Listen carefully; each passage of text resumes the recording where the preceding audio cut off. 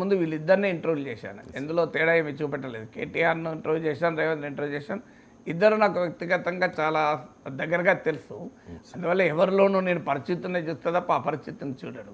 So అపరిచితుడు అని ఎందుకు అంటున్నారంటే మా రేవంత్లో హిడెన్ ఎజెండా ఉంది, మా ప్రతీకారం పగ అంటే దానికి నిన్న రేవంత్ రెడ్డి చాలా డీటెయిల్గా ఆన్సర్ కూడా ఇచ్చాడు. సో మరి నా పట్ల ఏ రకంగా వ్యవహరించారు, చెల్లపల్లి జైల్లో నన్ను ఎలా హింసించారు అని, అది నిజమైతే మాత్రం అది కూడా చాలా అభ్యంతరకరం కదా.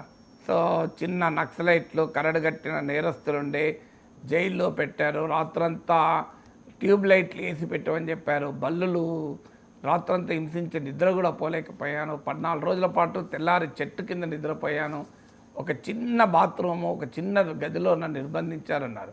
ఒకవేళ అది రేవంత్ రెడ్డి చెప్తే బీఆర్ఎస్ కూడా కాదనలేదండి, అంటే అది ఫ్యాక్ట్ అన్నట్టే కదా. లేదు ఇది నిజం కాదు, జైల్లో అలాంటి ట్రీట్మెంట్ రేవంత్ రెడ్డికి ఇవ్వలేదు అని చెప్పాలి కదా. చెప్పినా నిలబడదు, ఎందుకంటే అది చెల్లపల్లి జైలు మాన్యువల్లో రికార్డులో ఉంటుంది కదా. సో ఈవెన్ ఆ రకమైన ట్రీట్మెంట్ మరి ఒక నిందితుడికి, అక్యూజ్డ్ కదా రేవంత్ రెడ్డి ఆ రోజుల్లో కాదు, ఈనాటికి కూడా ఆయన అక్యూజ్డే, ఆయన పైన కన్విక్టెడ్ కాదు. కన్విక్టెడ్ కానప్పుడు ఒక అక్యూజ్ను ఆ రకమైన శిక్ష విధించవచ్చా? మరి అది ఆ శిక్ష విధించినప్పుడు ఇప్పుడు మళ్ళీ ప్రశ్నించేటువంటి పరిస్థితి ఉంటుందా అనేది. ఎందుకంటే ఆయన వివరాలు కూడా ఇచ్చాడు, నా కూతురు లగ్గపత్రిక పెట్టుకోవటానికి కూడా నన్ను ఎలో చేయలేదు, నన్ను ఇబ్బంది పెట్టారు, నేను లగ్గపత్రిక పెళ్ళికి కూడా టైంకి వచ్చి వెళ్ళిపోయానండి. వాస్తవం కూడా అది, ఎందుకంటే రేవంత్ రెడ్డి కూతురు పెళ్ళికి నేను కూడా వెళ్ళాను. సో ఆయన అప్పుడు జైల్లోనే ఉన్నాడు, టైంకు పెళ్ళికి అటెండ్ అయ్యి వెళ్ళిపోయాడు. సో ఇదంతా ఫ్యాక్ట్. రేవంత్ రెడ్డి విషయంలో కేసీఆర్ ప్రభుత్వం అనుసరించిన వైఖరి ఇట్స్ అ ఫ్యాక్ట్.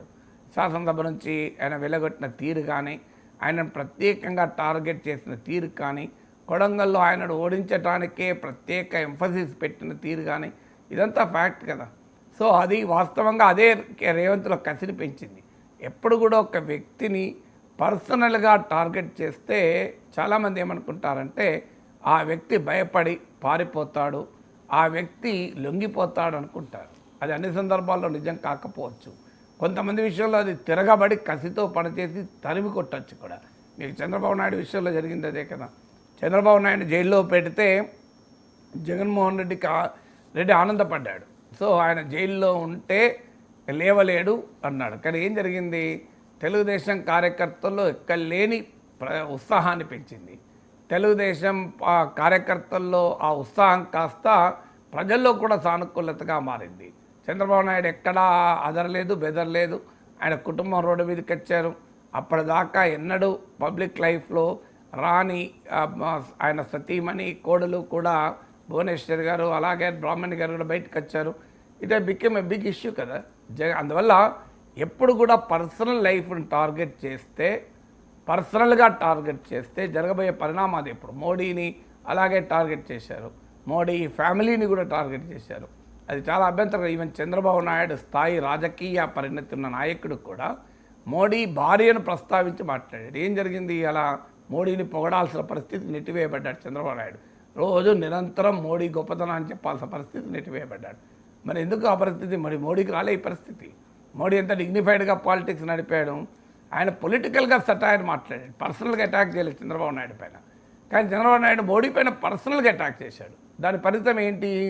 సో దాని ఫలితం ఏంటి అంటే ఇవాళ మోడీని పొగడటానికి చంద్రబాబు నాయుడు తాపత్రయపడాల్సి వస్తుంది, మోడీకి ఎదురు పడటానికి తప్పన పడాల్సి వస్తుంది. మోడీ ఏమో చంద్రబాబు నాయుడు పక్కన ఉండగా పవన్ కళ్యాణ్ మెచ్చుకుంటూ వెళ్ళిపోతున్నాడు. సో ఇవన్నీ మనం చూస్తున్నాం కదా. అందువల్ల ఎవరిని కూడా పర్సనల్గా టార్గెట్ చేయడం మంచిది కాదు. తమిళనాడు రాజకీయాల్లో చూసాం మనం, కరుణానిధి, జయలలిత ఒకరికొకరు ఎలా చేశారో ఆంధ్రప్రదేశ్ రాజకీయాల్లో చూస్తున్నాం. తెలంగాణ రాజకీయాల్లో ఈ ధోరణి మొదలైంది.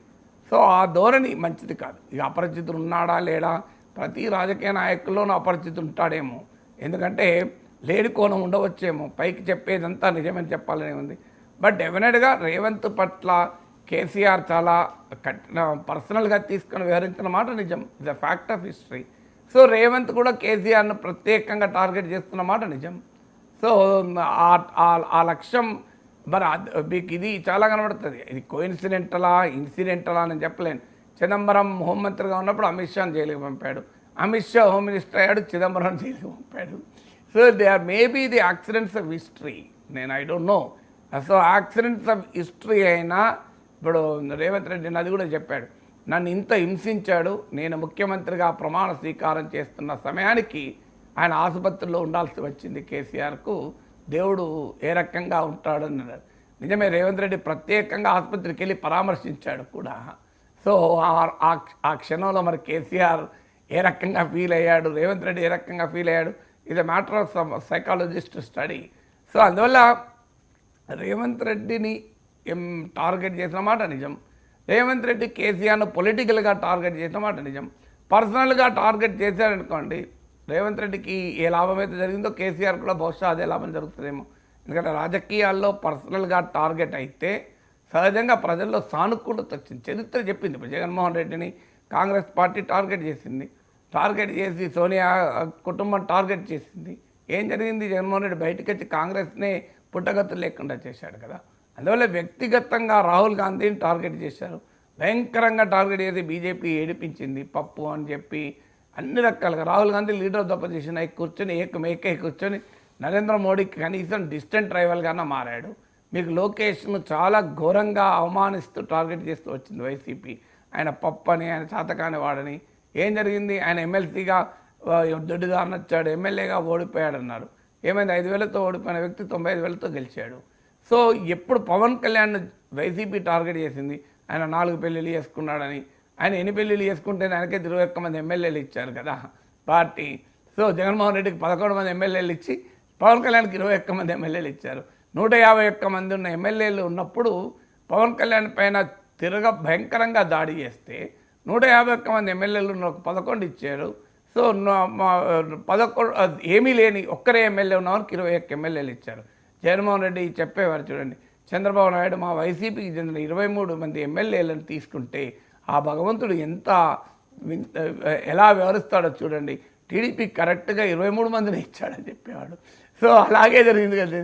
అందువల్ల రాజకీయాల్లో విధానాల పరమైన టార్గెట్ ఉండాలి, వ్యక్తిగతమైన కసి కక్ష ఉండకూడదు.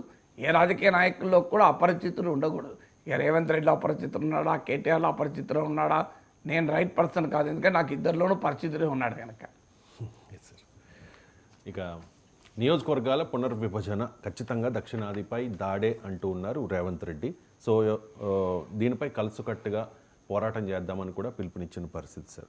సో దక్షిణాదిపై దాడి అని చెప్పి స్టాలిన్ నుంచి రేవంత్, కేటీఆర్ దాకా ఆరోపణలు చేస్తున్న పరిస్థితి.